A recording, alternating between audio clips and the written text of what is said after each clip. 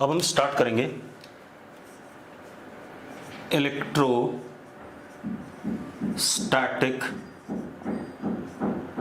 Pressure.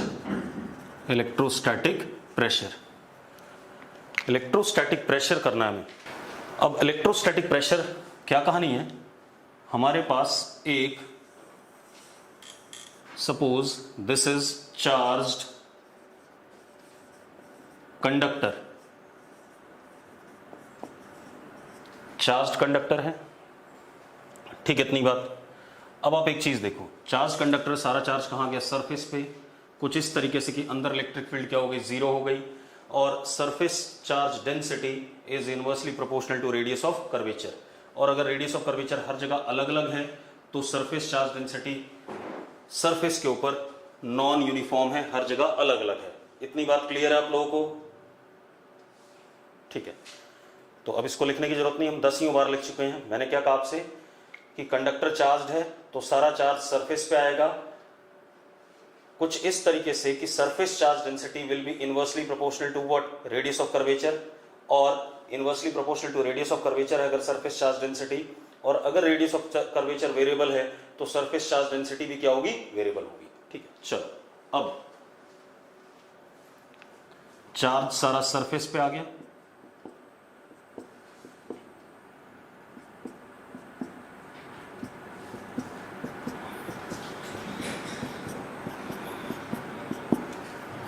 ठीक है। कुछ इस तरीके से E inside is zero, conductor equipotential body and surface, क्योंकि जो पोटेंशियल सरफेस का होता है वही अंदर भी होता है हर जगह, ठीक है, इतनी बात। दूसरा चीज E just outside surface is equal to sigma upon epsilon naught n cap, where n cap is what, n cap is unit vector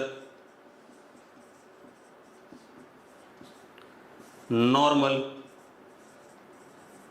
to surface, ये कल हमने प्रूव करा था।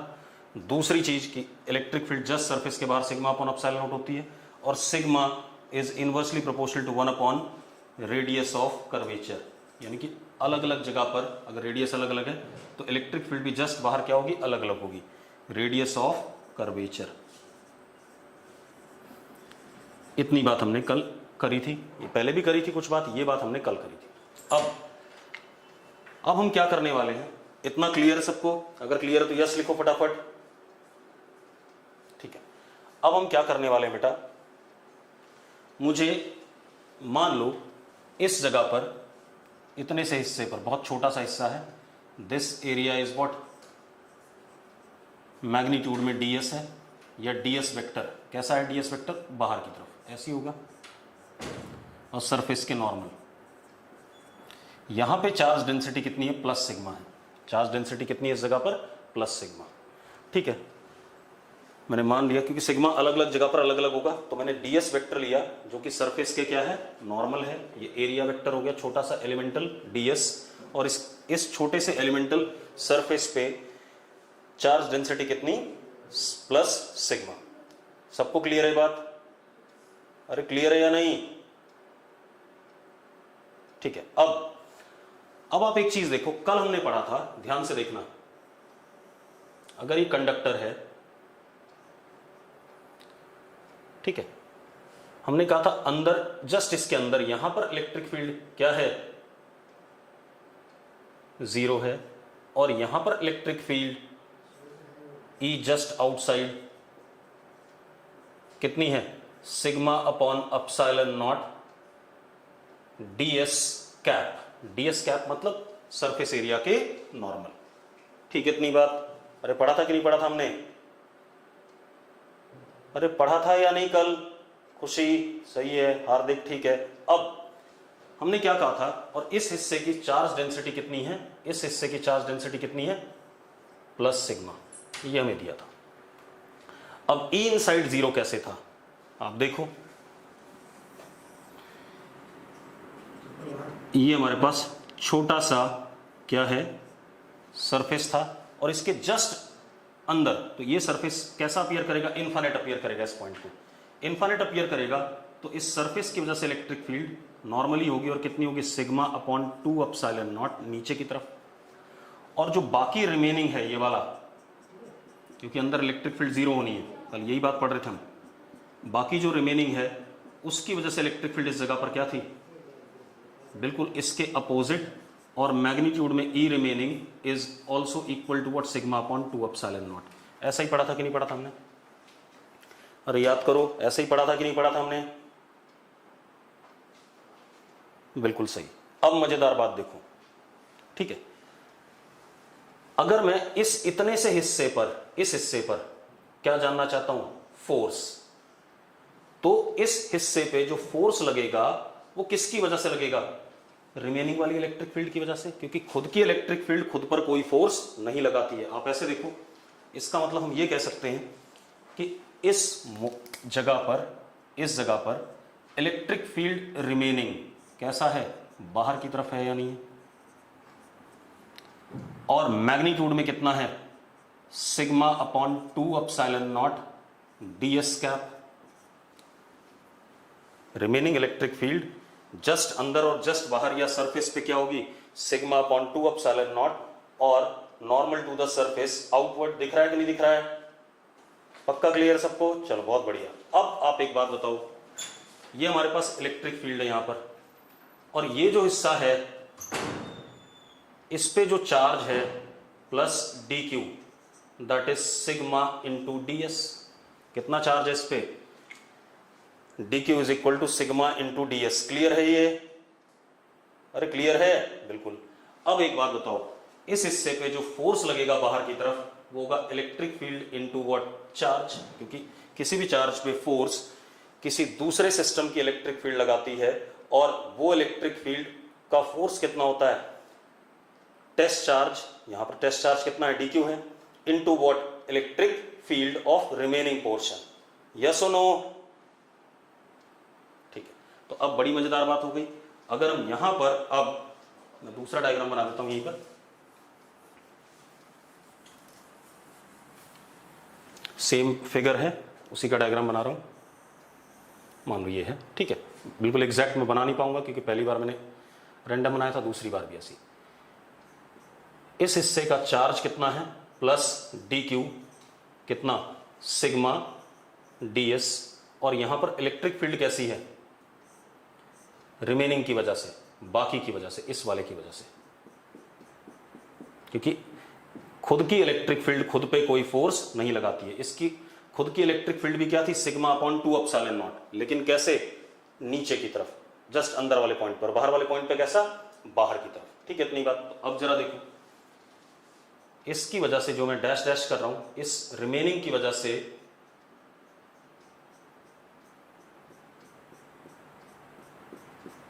जो इलेक्ट्रिक फील्ड यहां पर है, E remaining, that is sigma upon 2 epsilon naught ds cap. ds cap मतलब सरफेस के नॉर्मल। अब जो फोर्स लगेगा बेटा इस जगह पर, क्या लगेगा, फोर्स, उसकी बात करें तो फोर्स जो लगेगा वो लगेगा df in the direction of electric field, क्योंकि पॉजिटिव चार्ज है, तो df is equal to dq into e remaining vector. ये लगेगा फोर्स के, नहीं लगेगा। अब जो फोर्स हो गया हमारे पास, df is equal to dq into e remaining vector, तो df is equal to sigma ds, dq हो गया sigma ds into sigma upon 2 epsilon naught ds cap. ये आ गया कि नहीं आ गया, हाँ या ना। अब ये हमारे पास फोर्स आ गया इस हिस्से पे, कितना आ गया, df vector is equal to sigma square upon 2 epsilon naught ds, ये मैग्नीट्यूड हो गया फोर्स का, और ds कैप क्या हो गया, इसका डायरेक्शन हो गया। क्लियर इतनी बात। अब मुझे बात करनी है इस हिस्से पे इलेक्ट्रोस्टैटिक प्रेशर। किसकी बात करनी है, प्रेशर की बात करनी है। तो pressure is defined as force perpendicular to surface upon surface area, yes और no, force normal to surface upon surface area is what electrostatic pressure, या प्रेशर का मैग्नीट्यूड। तो जरा देखो कितना आ जाएगा electrostatic pressure, P electrostatic is equal to sigma square upon 2 epsilon naught, क्योंकि P इलेक्ट्रोस्टैटिक किसके बराबर होगा मैग्नीट्यूड में, dF अपॉन व्हाट ds। जरा देखो ये dF सरफेस के नॉर्मल है और सरफेस एरिया कितना ds है, तो किसके बराबर आ गया बेटा जरा बताना, P electrostatic is equal to what, क्या कहते हैं, sigma square upon 2 epsilon naught. This is what, ये क्या हो गया हमारा, क्या कहते हैं, electrostatic pressure on charge conductor at any position. अब अगर यहां पर चार्ज डेंसिटी सिग्मा डैश है तो यहां पर इलेक्ट्रोस्टैटिक प्रेशर कितना हो जाएगा, सिग्मा डैश का स्क्वायर अपॉन 2 एप्सिलॉन नॉट। यहां पर मान लो सिग्मा डबल डैश है तो यहां पर electrostatic pressure will be equal to sigma double dash का स्क्वायर अपॉन 2 एप्सिलॉन नॉट, क्योंकि सिग्मा पूरे सरफेस पे अलग अलग जगह पर क्या है, अलग अलग है। और अगर यूनिफॉर्म होगा सिग्मा तो हर जगह क्या हो जाएगा, sigma square upon 2 epsilon not. Clear है सबको ये बात, बढ़िया। और ये आईआईटी में भी आ चुका है सवाल, ये ध्यान रखना, ठीक है, इतनी बात। अब ये तो हो गया कंडक्टर अगर चार्ज है, ठीक है, इतनी बात। तो उस चार्ज कंडक्टर पे जो इलेक्ट्रोस्टैटिक प्रेशर उसके सरफेस पे लग रहा होगा उसकी बात कर रहे हैं, ठीक है, इतनी बात।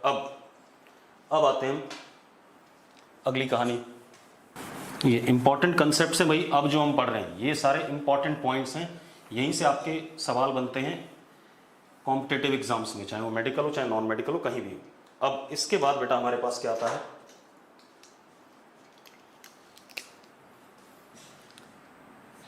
Electrostatic pressure on non conducting charged surface in external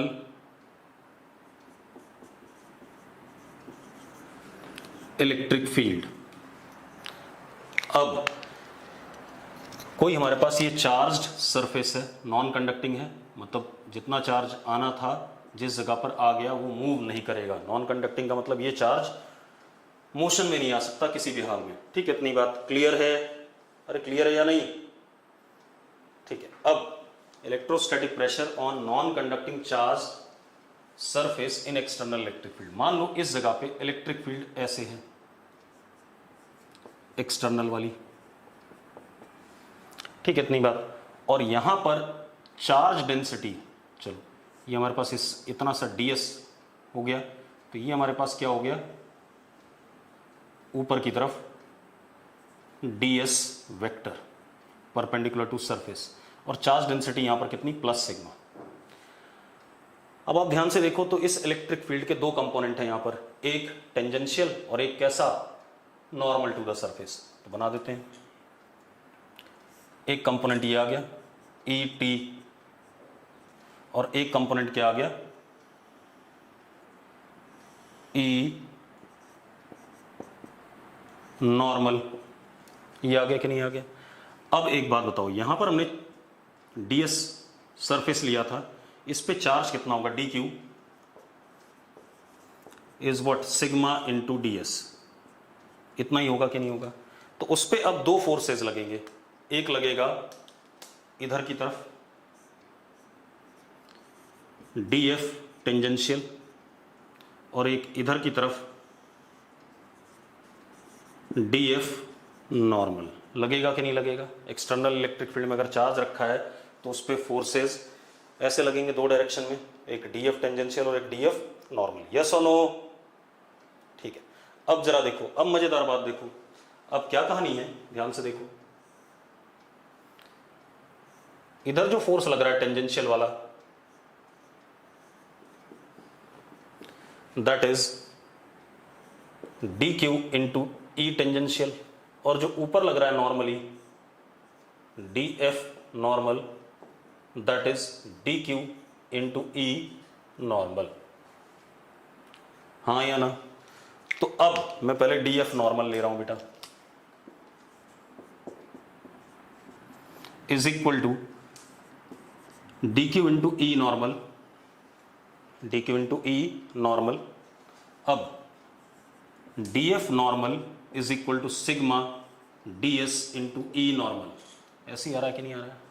हाँ या ना? अब जरा देखो, ये फोर्स परपेंडिकुलर टू सरफेस है, upon surface area will give me what? Electrostatic pressure on charge non conducting surface in external electric field. तो कितना आ गया?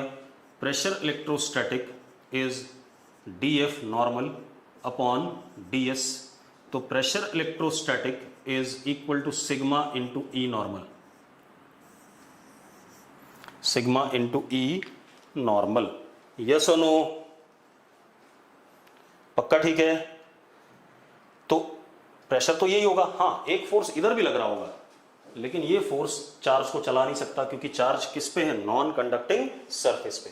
क्लियर इतनी बात? और ऊपर भी नहीं चलेगा चार्ज, लेकिन प्रेशर तो लग ही रहा होगा। Pressure will be what? Force normal to the surface per unit area.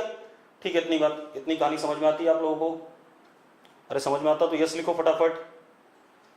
अब इस पे हम सवाल कर लेते हैं एक। ठीक है, सवाल क्या है देखो, एक मिनट मिटा दें। अब क्वेश्चन क्या है?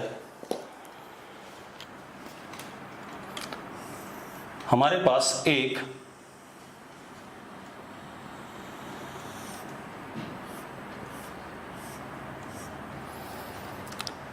कंडक्टिंग स्फीयर है,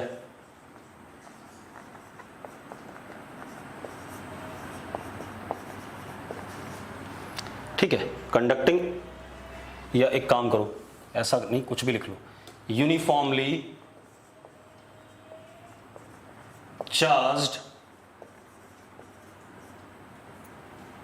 spherical shell, uniformly charged spherical shell।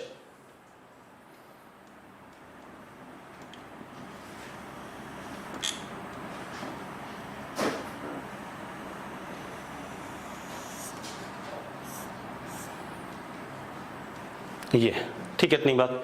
इसको चार्ज हमने दिया कैपिटल क्यू, ठीक है। इस शेल की कोई स्ट्रेंथ नहीं। आप ऐसे देखो, अगर कैपिटल क्यू दिया तो चार्ज पूरे सरफेस पे आ जाएगा ऐसे,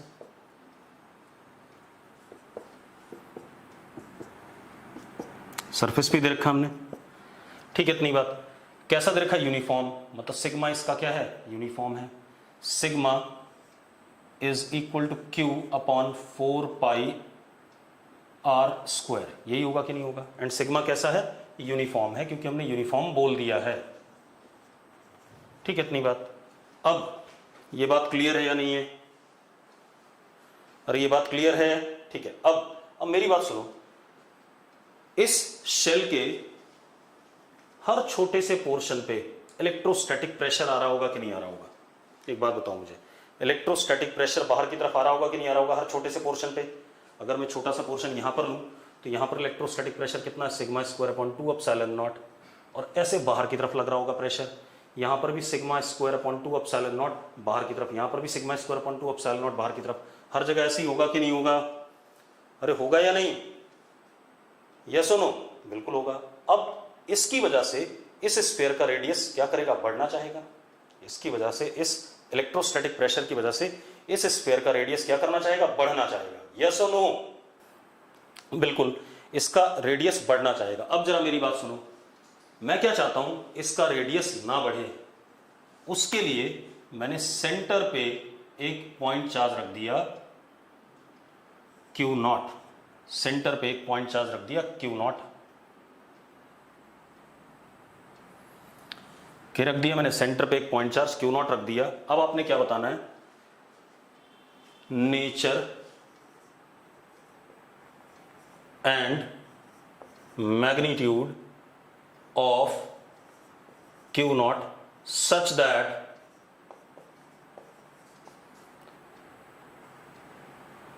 radius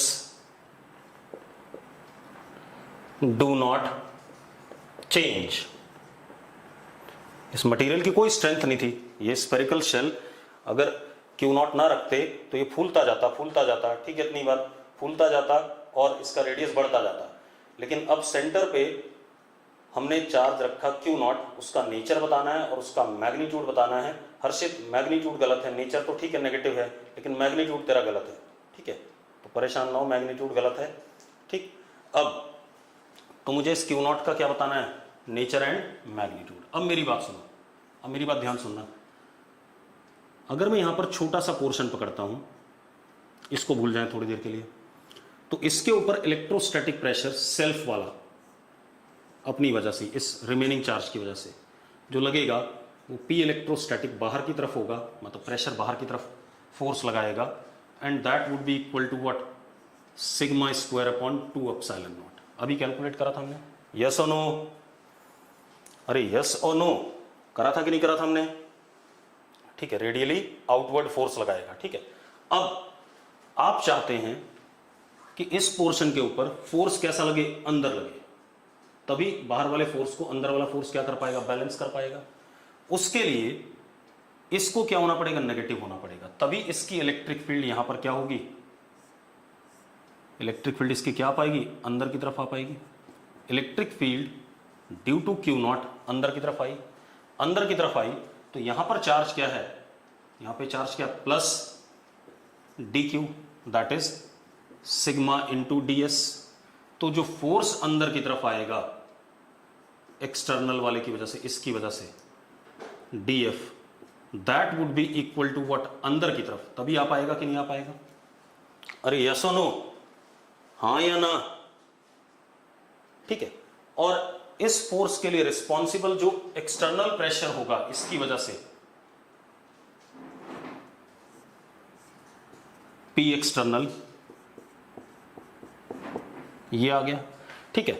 अब पी एक्सटर्नल क्या होता था, अगर याद करो, पी एक्सटर्नल अभी हमने पढ़ा था, sigma charge density of the surface into E normal, अभी पढ़ा था हमने, पढ़ा था कि नहीं पढ़ा था, अरे बोलो यार, पढ़ा था कि नहीं पढ़ा था अभी हमने, ठीक है। अब ई नॉर्मल क्या, एक्सटर्नल इलेक्ट्रिक फील्ड का नॉर्मल इलेक्ट्रिक फील्ड, एक्सटर्नल का नॉर्मल, एक्सटर्नल का मतलब क्या, किसकी electric field, minus Q naught की इलेक्ट्रिक फील्ड, यस और नो, ठीक है। अब तो पहले मैं पी एक्सटर्नल निकाल लेता हूं, तो क्या हो गया, P external is equal to sigma E normal, E normal is K Q naught upon R square, Q naught की वजह से आर दूरी पर इलेक्ट्रिक फील्ड क्या होगी, K Q naught upon R square, और नॉर्मल ही है बेटा, रेडियल है ना अंदर की तरफ, radial, radius is what, normal to the spherical surface, अरे यस और नो, ठीक है।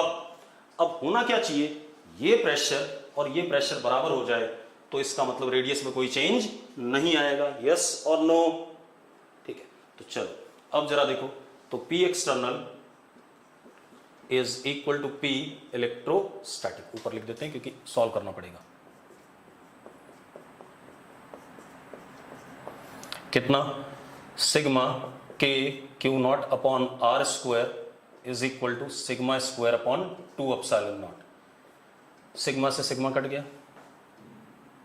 Q naught upon 4 pi epsilon naught R square, इधर तो ये आ गया, इधर आ जाओ, sigma, sigma is capital Q upon 4 pi R square into 2 epsilon naught, ऐसा ही है या नहीं है। अब जरा देखो, 4 पाई एप्सिलॉन नॉट खत्म हो गया, आर स्क्वायर से आर स्क्वायर खत्म हो गया, तो Q naught is equal to Q by 2, बस नेचर कैसा है इसका, नेगेटिव। आ गया कि नहीं आ गया भाई, आ गया हर्षित, ठीक है। तो आंसर क्या हो गया, माइनस क्यू बाई 2, क्लियर है, चलो बहुत बढ़िया। अब आगे बढ़ते हैं, तो अच्छा सवाल है, ठीक है, ऐसी आईआईटी ने ये वाला सवाल दे रखा है आपको, ठीक है, इतनी बात शायद 2008 या 9 में कभी आया हुआ है। अब देखो अगली कहानी,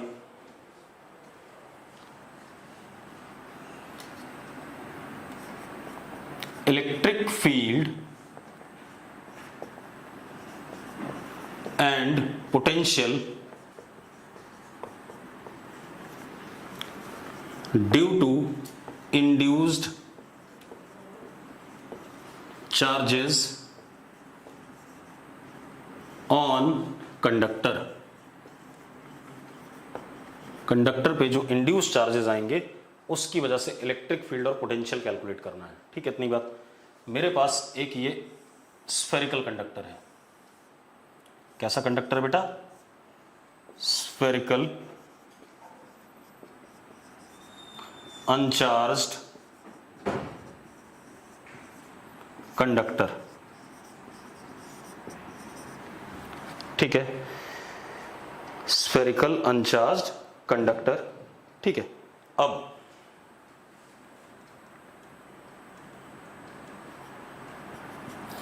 इसके सेंटर से आर नॉट डिस्टेंस पे गिवन ए डिस्टेंस एक हमने प्लस क्यू चार्ज रखा। क्या रखा? Plus Q point charge. Clear है? सवाल बता रहा हूं मैं, सवाल क्या है, क्वेश्चन मानो या थियरी मानो, जो भी आपका। ठीक है, हमारे पास क्या है, इसके सेंटर से आर नॉट दूरी पे एक पॉइंट चार्ज बाहर प्लस क्यू रखा हुआ है। ठीक है, इतनी बात। हमें क्या करना है, हमें निकालना है ये पॉइंट P है, it's distance from plus Q is x। इस पॉइंट का डिस्टेंस प्लस क्यू से कितना दे दिया? x दे दिया। कितना दे दिया? x। Find electric field and potential due to induce charges at point P। आपने क्या करना है, इंड्यूस चार्जेस की वजह से इलेक्ट्रिक फील्ड और पोटेंशियल बताना है एट पॉइंट P। क्लियर है? क्वेश्चन क्लियर है भाई? अगर क्लियर है तो यस लिखो फटाफट। अब अगर आप करना चाहते हो तो कर दो एक बार यार, नहीं तो मैं करूंगा। ट्राई करना चाहते हो करो जरा, 2 मिनट का टाइम दे रहा हूं आपको। चलो, इंड्यूस चार्जेस की वजह से बताना है भाई। ठीक है, अबे इलेक्ट्रिक फील्ड नेट जीरो होगी ना, मैं तो बोल रहा हूं electric field due to induce charges. नहीं समझे? चलो 1 मिनट सुनो।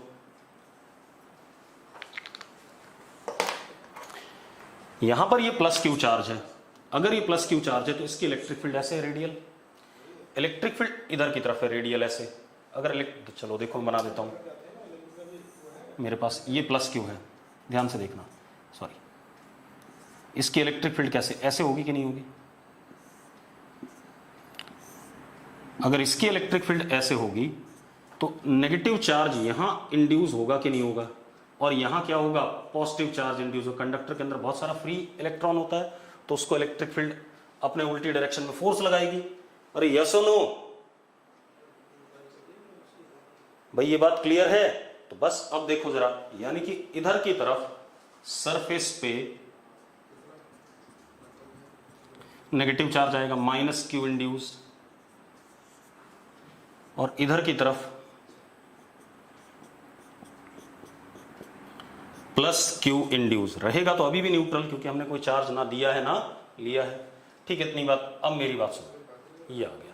मुझे बताना क्या, इंड्यूस चार्जेस की वजह से electric field and potential at point P।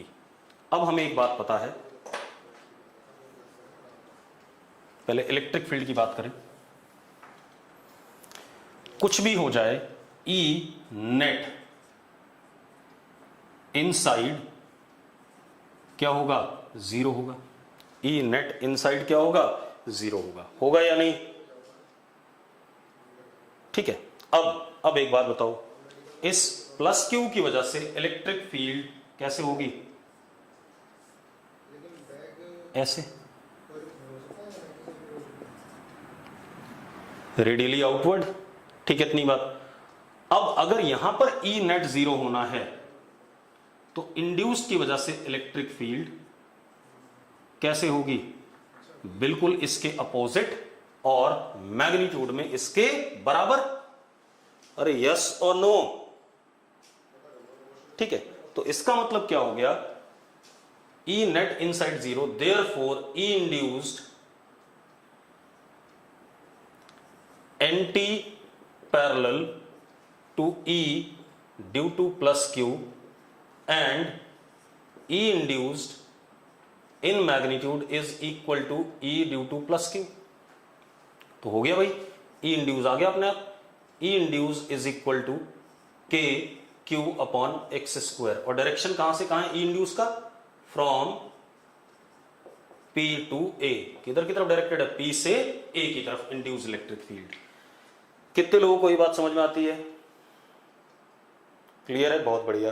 अब आते हैं पोटेंशियल पे, ठीक है, इतनी बात, ये ऐसे ही क्वेश्चन आते हैं भाई एग्जाम में, मतलब आप अगर सोचो कि कूलम्स लॉ पूछेगा या फालतू बातें पूछेगा, वो सब कुछ नहीं पूछता कभी भी, ये ध्यान रखना, वो आपसे कंसेप्ट डिमांड करेगा। अब और आप खुद देखो, पूरे 1 महीने 1.5 महीने में सिर्फ कंडक्टर ही चला है, सिर्फ कंडक्टर की प्रॉपर्टीज पे खेल रहे हैं, ठीक है, बाकी हमने कुछ नहीं पढ़ा है। और एक ही बात है, कंडक्टर के अंदर किसी भी हाल में नेट इलेक्ट्रिक फील्ड जीरो होनी है, बस हम इतना लेके चल रहे हैं। अगर इतना आपको आता है तो आप पूरा का पूरा क्या कहते हैं, इलेक्ट्रोस्टैटिक्स जानते हो। अब इसके बाद हम आते हैं पोटेंशियल पे, ठीक है, इलेक्ट्रिक फील्ड की बात हो गई, ठीक।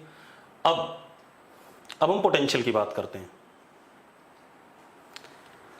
आप एक चीज देखो बेटा, इस सी वाले पॉइंट पे पोटेंशियल,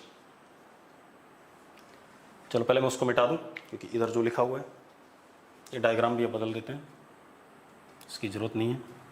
इलेक्ट्रिक फील्ड हमने निकाल लिया,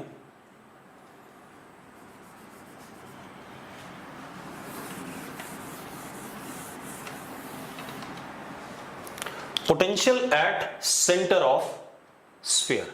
हमें एक बात पता है, अंदर क्योंकि इलेक्ट्रिक फील्ड हर जगह जीरो है, अंदर इलेक्ट्रिक फील्ड हर जगह जीरो है, ठीक है, इतनी बात। अगर अंदर इलेक्ट्रिक फील्ड जीरो है हर जगह कंडक्टर के अंदर, तो हमें पता है conductor is equipotential body, मतलब Vc is equal to Vp, Vc is equal to Vp। ये कितने लोगों को क्लियर हो रहा है? देखो हर चीज यूज हो रही है, जो हमने पढ़ी है उसको अब हम यूज कर रहे हैं बढ़िया तरीके से। तो Vc और Vp क्या हो गए, बराबर हो गए, बहुत बढ़िया। अब Vc और Vp बराबर हो गए, तो पहले मैं क्या करता हूं, Vc निकालता हूं, ठीक है, निकाल लेते हैं। Potential at C is potential due to this charge, potential due to plus Q, plus potential due to induce charges, दोनों की वजह से होगा, इसकी वजह से भी होगा और इन वाले चार्जेस की वजह से भी होगा। अब मजेदार बात देखो, क्योंकि पोटेंशियल स्केलर क्वांटिटी, अगर मैं यहां पर छोटा सा चार्ज पकड़ूं, माइनस डी क्यू इंड्यूस आएगा, इसकी वजह से सी पे पोटेंशियल कितना आएगा, डी वी इंड्यूस, किसकी वजह से, माइनस डी क्यू की वजह से, कितना आएगा, minus K D Q induce upon R. और अगर मैं इधर छोटा सा प्लस डी क्यू इंड्यूस रखूं, तो इसकी वजह से कितना आएगा, D V induce due to plus D Q induce will be K D Q induce upon R. तो इन दोनों का पोटेंशियल एक दूसरे को क्या कर गया, सेंटर पे कैंसिल कर गया कि नहीं कर गया? अरे हाँ या ना, देखिए हाथ वाथ मत दिखाया करो, यस लिखा करो, ठीक है। अब तो क्या कहानी है, इसका मतलब अगर मैं ये वाला माइनस डी क्यू लूं, यहां पर ये वाला प्लस डी क्यू लूं, ये वाला माइनस डी क्यू लूं, यहां पर ये वाला प्लस डी क्यू लूं, तो सबकी वजह से पोटेंशियल एट द सेंटर क्या हो जाएगा, जीरो। तो ये चीज क्या हो गई, जीरो हो गई हमारी, हो गई। तो अब मजेदार बात देखो, अगर ये चीज जीरो हो गई तो हमारे पास potential at the centre is K Q upon R naught. Yes और नो, हाँ या ना, ठीक है, बहुत बढ़िया। तो सी पर हमने potential due to induce charges plus due to what, this one charge plus Q निकाल लिया, और वो आया कितना, सिर्फ प्लस क्यू की वजह से है, इंड्यूस का क्या है, जीरो। मुझे बताना क्या है, potential at P due to what, induce charges, ठीक है। तो अब हम आते हैं, हमें पता है Vc और Vp बराबर हैं, तो ये वैल्यू हम यहां सब्स्टिट्यूट कर देंगे, तो क्या हो गया, K Q upon R naught is equal to potential at P due to plus Q plus potential at P due to induced charges. यही करोगे कि नहीं करोगे, अरे यही करोगे कि नहीं करोगे बेटा, x का बहुत बड़ा रोल है, अब आ रहा है, ठीक है, अभी लिखो मत, ठीक है। मैंने क्या कहा, C वाला पोटेंशियल, जो C पे पोटेंशियल होगा वही P पे होगा, ये हमने लिखा हुआ है यहां पर। तो मैंने C की वैल्यू पोटेंशियल की ये रख दी। अब मुझे P पे जो पोटेंशियल है वो किसकी वजह से, किसकी वजह से भी और इनकी वजह से भी है, तो मैंने लिख दिया due to positive charge and due to induced charges. अब आप एक बात बताओ, KQ upon R naught is equal to P पे इस प्लस Q की वजह से पोटेंशियल कितना होगा, KQ upon X plus VP induce. तो VP induce is equal to KQ 1 upon R naught minus 1 upon X। ये रिजल्ट आ गया हमारे पास, इंड्यूस्ड की वजह से पोटेंशियल एट P, इंड्यूस्ड की वजह से पोटेंशियल एट P। क्लियर है? अगर क्लियर है तो क्लियर है लिखो, ठीक है। अब एक लिख रहा है Gagandeep Bhardwaj, V at C is equal to V at surface. हाँ होगा, तो क्या दिक्कत है बता, मैंने मना थोड़ी किया है।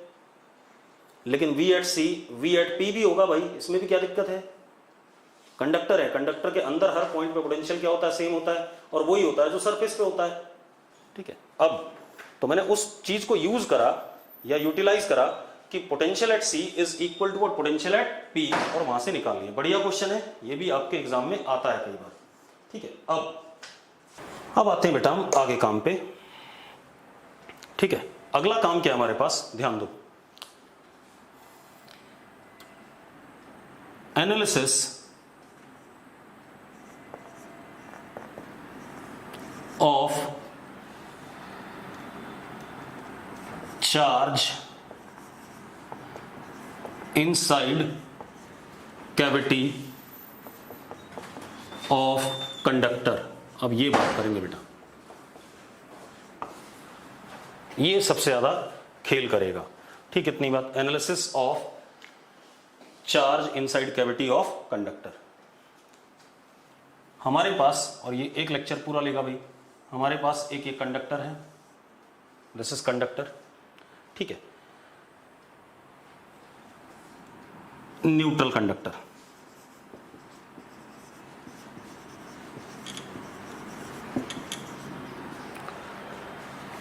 हमने इसमें एक कैविटी बना दी,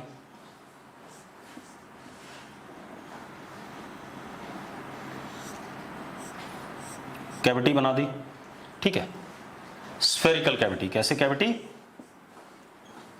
spherical cavity inside it,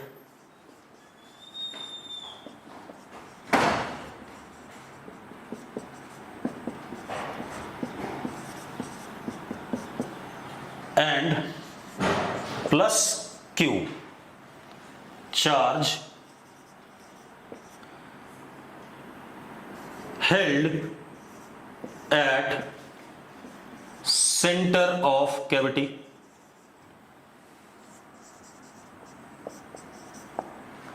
plus Q charge is held at center of cavity, ठीक है, इतनी बात। अब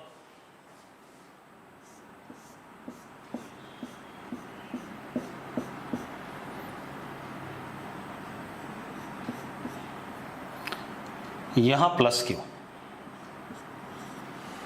ठीक है, इतनी बात। अब मुझे सारा एनालिसिस करना है कि क्या क्या खेल होगा, ठीक है, इतनी बात। अब मेरी बात सुनो, ये कैविटी है, अंदर खाली है, ये कंडक्टर है पूरा, ये portion, this is what, conducting portion, ठीक है, ये वैक्यूम है, बाहर वैक्यूम है।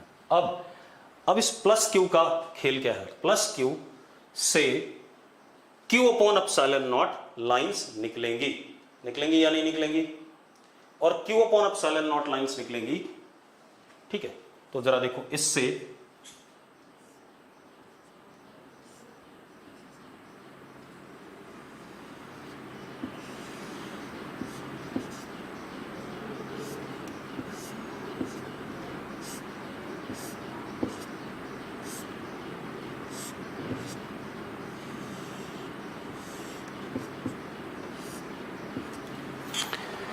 और वो सारी लाइनें इनर सरफेस ऑफ कैविटी पे खत्म हो जाएंगी। क्यों? क्योंकि कंडक्टर के अंदर कुछ भी हो जाए, E क्या होता है, 0 होता है, और ये पूरा का पूरा क्या होता है, पोटेंशियल, और अगर सरफेस का पोटेंशियल Vs है तो V is equal to V inside is equal to V of surface. तो अगर इलेक्ट्रिक लाइंस कंडक्टर के अंदर पहुंच गई तो उसका मतलब वहां पर इलेक्ट्रिक फील्ड प्रेजेंट है, जबकि इलेक्ट्रिक फील्ड कंडक्टर के अंदर क्या होनी है, जीरो होनी है। तो इलेक्ट्रिक फील्ड अगर कंडक्टर के अंदर जीरो होनी है तो इससे निकलने वाली लाइंस इस सरफेस पे तो खत्म हो जाएंगी लेकिन अंदर नहीं जाएंगी, और अगर इस पे खत्म हुई तो इसके ऊपर क्या इंड्यूस होगा, नेगेटिव चार्ज इंड्यूस होगा। अगर किसी जगह पर लाइंस खत्म हो रही हैं, ठीक है, इतनी बात, तो वहां पर चार्ज क्या होना चाहिए, नेगेटिव होना चाहिए। और कितना होना चाहिए, कितनी लाइनें खत्म हो रही हैं, जितनी इससे निकली। तो इसका मतलब इनर सरफेस पे charge induced is what, minus Q induced is equal to what, minus Q is equal to what, minus Q. Yes और नो। दूसरी चीज, ELOF emerging from plus Q terminate normally on inner surface of cavity। Normally terminate करेंगी, क्यों, क्योंकि conductor क्या equipotential है। अरे yes और नो। कैसे टर्मिनेट करेंगी, नॉर्मली टर्मिनेट करेंगी। मतलब जो इससे लाइन से निकली वो रेडियल निकली। तो electric lines of force emerging from plus Q terminate normally on inner surface of cavity, therefore ELOF inside cavity are radial.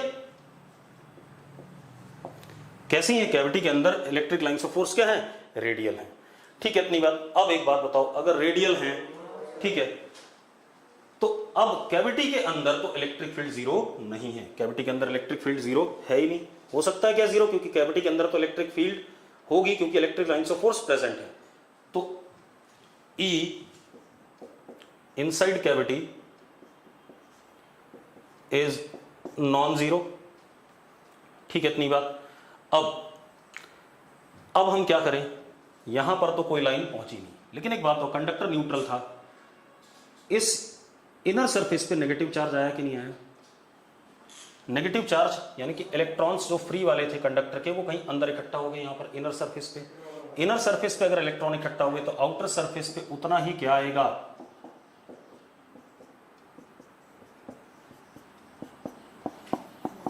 Outer surface पे उतना ही पॉजिटिव चार्ज आएगा। आउटर सरफेस पे उतना ही पॉजिटिव चार्ज आएगा। अगर आपको इतनी बात क्लियर है तो यस लिखो फटाफट। ठीक है, तो हम क्या कह सकते हैं, since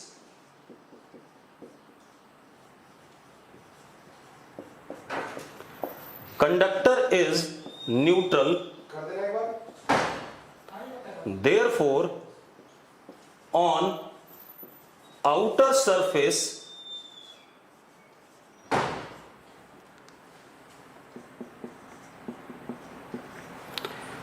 plus Q induce is equal to plus Q। उतना ही चार्ज आ गया कि नहीं आ गया, अरे यस और नो। ठीक है, इतनी बात हो गई। अब हम थोड़ा सा और बात करें बेटा।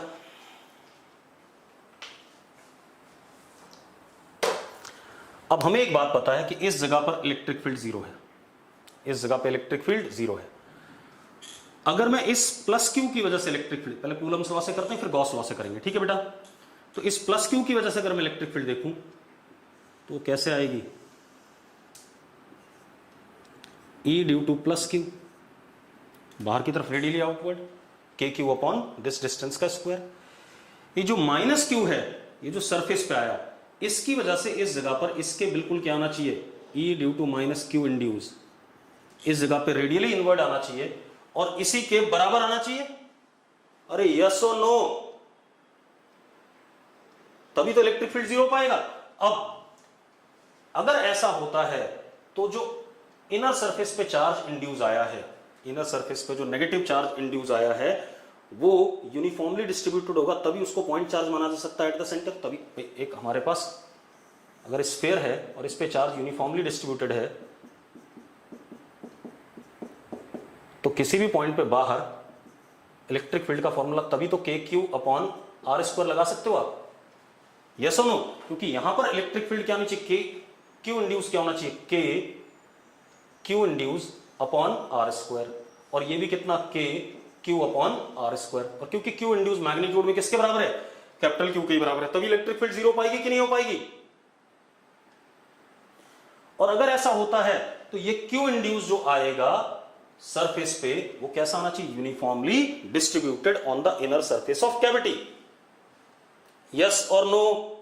ठीक है, तो हम क्या कह सकते हैं, और एक और चीज, ये कंडक्टर का सरफेस है और स्फेरिकल है, स्फेरिकल है तो रेडियस ऑफ कर्वेचर हर जगह क्या है, सेम है। और अगर रेडियस ऑफ कर्वेचर हर जगह सेम है तो इनर सरफेस पे जो चार्ज डेंसिटी आएगी वो हर जगह क्या आएगी, सेम आएगी। अरे यस और नो? मैंने दो तरीके से समझा दिया आपको, ठीक है। अब तो मैं क्या कह रहा हूं, सिंस, अब गॉस लॉ भी लगा के देख लो, मैंने यहां पर गॉसियन सरफेस बनाया ऐसे ही कुछ भी, तो एक बात बताओ, E dot ds integration for the close surface is equal to Q enclose, Q enclose कितना, माइनस क्यू प्लस क्यू, कितना आ गया, अगेन जीरो आ गया, हाँ या ना? मैंने कहा था कोई पॉइंट चार्ज है उससे लाइंस स्फेरिकली रेडियल निकलेंगी, ठीक है, इतनी बात। और कितनी निकलेंगी, क्यू अपॉन एप्सिलॉन नॉट। अब वो अपने आप इक्विएंगुलर बन जाएंगी यार, क्या दिक्कत उसमें, स्फेरिकली रेडियल में, ठीक है। अब since E inside is equal to 0, therefore minus Q induced on inner surface of conductor, sorry, cavity is having uniform surface charge density, having uniform surface charge density। अब इसको कल भी कंटिन्यू करेंगे, अभी हमें बाहर वाली बात भी करनी है, उसके बाद हमें इस पॉइंट चार्ज को सेंटर से हटा के थोड़ा सा अलग रखना है, फिर कैविटी स्फेरिकल की जगह दूसरे टाइप की बनाएंगे, मतलब बहुत सारा काम करना है, ठीक है। तो उसको हम कल करेंगे।